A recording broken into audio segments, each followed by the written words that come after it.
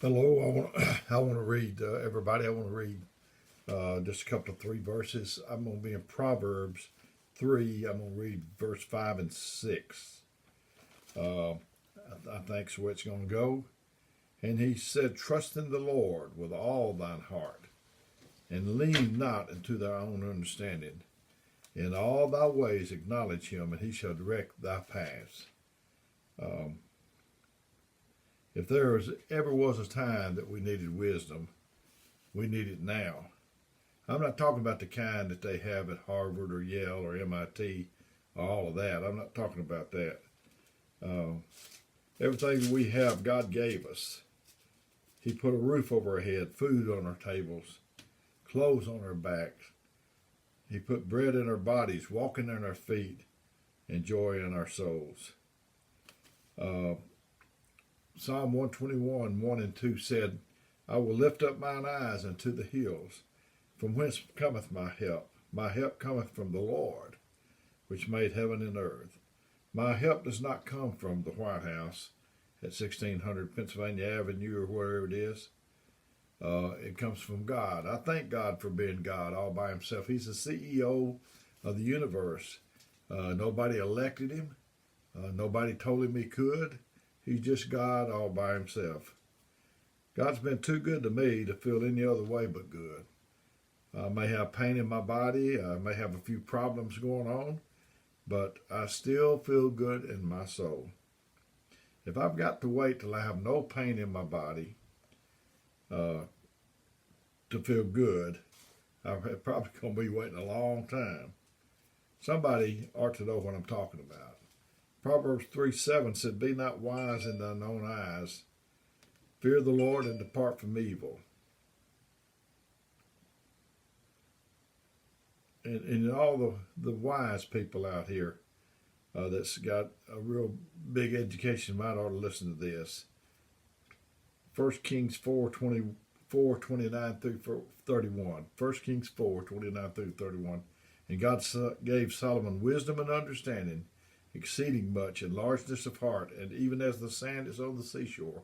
And Solomon's wisdom excelled the wisdom of all the children of the East country, all the wisdom of the East country, and all the wisdom of Egypt. For he was wiser than all men." And then it lists some names out here. "And his fame was in all the nations round about. And he spoke 3,000 proverbs, and his songs were 1,005." Um, the book of Proverbs is divided into two classes of people: the wise and the foolish. The wisest man ever is the author of the statement, "Trust in the Lord and lean not upon thine understanding." That's what I want to talk to us about today. Is trust in the Lord and lean not upon our own understanding. These six words uh, put up against all other paragraphs and books, and there's no comparison for the knowledge of the world with this. Uh, it's superior. Those six words are greater and wiser than all advice you get from Dr. Phil or Oprah or Dr. Oz or any of them. Lean means rest upon. So don't rest upon your own understanding. To cast one's weight to one side for support, to rely on for support or inspiration. Lean not on your own understanding. This means for me not to try to think intelligent. It doesn't mean for me not to think intelligently or try to form plans. It just means God's wisdom is superior. Our wisdom is not sufficient without God's wisdom. Jeremiah 9:23 and 24 said, "Thus saith the Lord, let not the wise glory in his wisdom, neither let the mighty man glory in his might, nor the rich man glory in his riches, but let him that glorieth glory in this, that he understandeth and knoweth me, and that I am the Lord which exercise loving kindness, judgment, and righteousness in the earth. For these things I delight, saith the Lord." Don't be glorying in your own wisdom. Remember who gave you your mind. The same God that put it there can take it away. Who knows everything about everything? He knows everything about biology, architectural engineering, oncology, you name it, etc. Some people don't feel good because they've diagnosed their own case.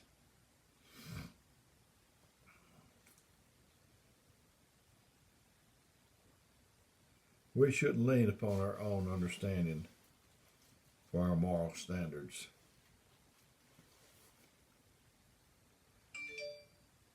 How often do you hear people say, I don't see any harm in this or that?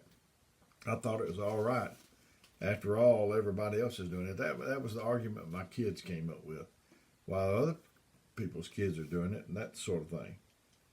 How can anything so beautiful be wrong? But God knows.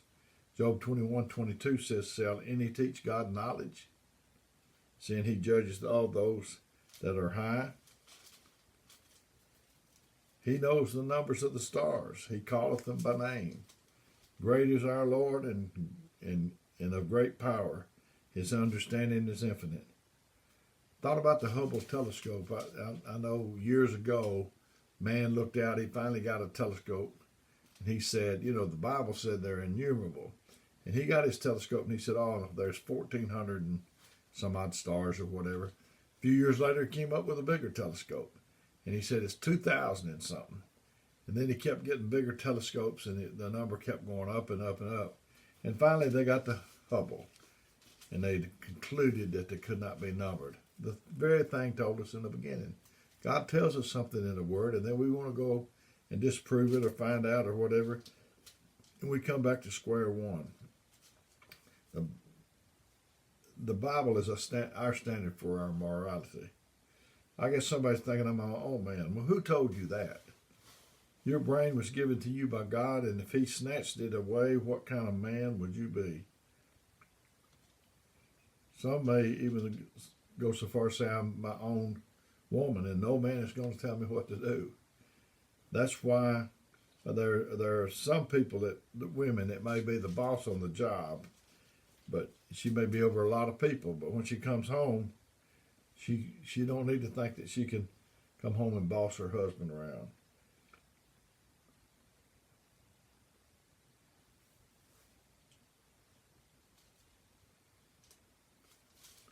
And we don't need to let famous people be our moral compass, our moral standards. I heard about a lady that was trying to get a minister was trying to get a lady to come to church, and she answered that her father was the best man that she had ever known, and he didn't go to church. He was constantly helping people, and he loved everybody, and everybody loved him. That's great, but you can't let somebody tell you one thing and follow that, and the Bible tell you something else.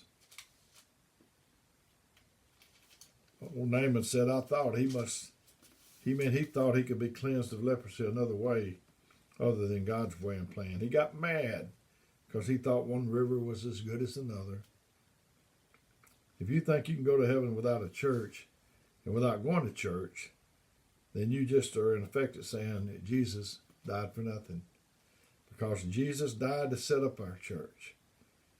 Jesus purchased the church with his own blood.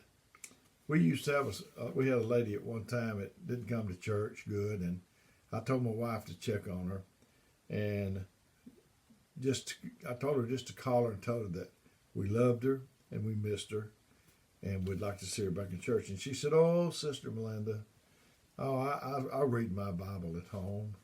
I have me a prayer. I feel the Lord when I'm at home by myself." She didn't make it. We have the word at the church. We have prayer at the church. We have testimonies at the church. That's the place we belong.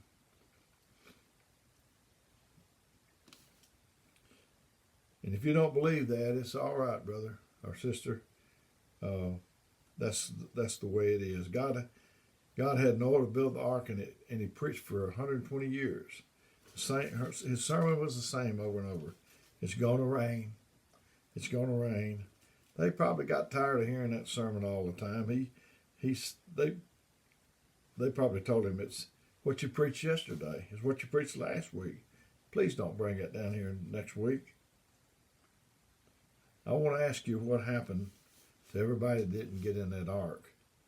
Every person that didn't get in the ark wound up lost. The church is the spiritual ark. If you want to see Jesus, you better get in the spiritual ark, which is the church. He told us not to forsake the assembling of ourselves together as the manner of some is in Hebrews 10:25, but exhort one another so much the more as you see the day approaching. There ought to be a gladness and a readiness when it comes time to go to church. By the time I get to church, I'm already feeling good. Psalm 122:1 said, I was glad when they said unto me, let us go to the house of the Lord. And I've always been that way myself. You can just get things at church you can't get anywhere else in the world. In the lesson of old Nebuchadnezzar, he got too mighty and too high. And in the same hour was the thing fulfilled upon Nebuchadnezzar. And he was driven from men and did eat grass as oxen. And his body was wet with the dew of heaven till his hairs was grown like eagle's feathers, and his nails were like bird claw. I guess somebody's thinking I'm my own man. Who told you that? Like I said, if your brain was snatched away from you, what kind of man would you be? A college student was in a philosophy class which had a discussion about God's existence, and the professor presented the following logic. Has anybody in the class heard God? Nobody spoke. Has anybody in the class touched God? Again, nobody spoke. Has anybody in the class seen God? When nobody spoke for the third time, he simply stated then there is no God. One student thought for a second, then asked for permission to reply. Curious to hear this bold student's response, the professor granted it, and the student stood up and asked the following questions of his classmates. Has anybody in this class heard our professor's brain? No, silence. Has anybody in the class touched our professor's brain? Absolute silence. Has anybody in this class seen our professor's brain? When nobody in class dared to speak, the student concluded, then according to our professor's logic, it must be true that the professor has no brain. The book of Romans reminds us that God is evident in his majestic creation and man is without excuse. God gave us our brain. He can take it away from us. And I'm going to say one more time, real briefly if I can. I was born with water on the brain, very severe. And sincere, I guess, but very severe. And I went to a neurologist in Birmingham in 2001. And he said that he had never met me. And when he looked at my charts, my MRI and CAT scan, and he came into the room, he thought he was going to be looking for someone that was retarded and that somebody was taking care of. And so God has really helped me. And he can take and reverse that if I don't give him the praise and if I don't acknowledge that it's him, that God is my helper. So I've enjoyed getting this to you. If you need something that I'm not telling you about, I'm praying that the Lord will get me the right thing to tell you. But just tell me what you need. And I want God to tell me what you need, and surely all of that will work out. Until next time.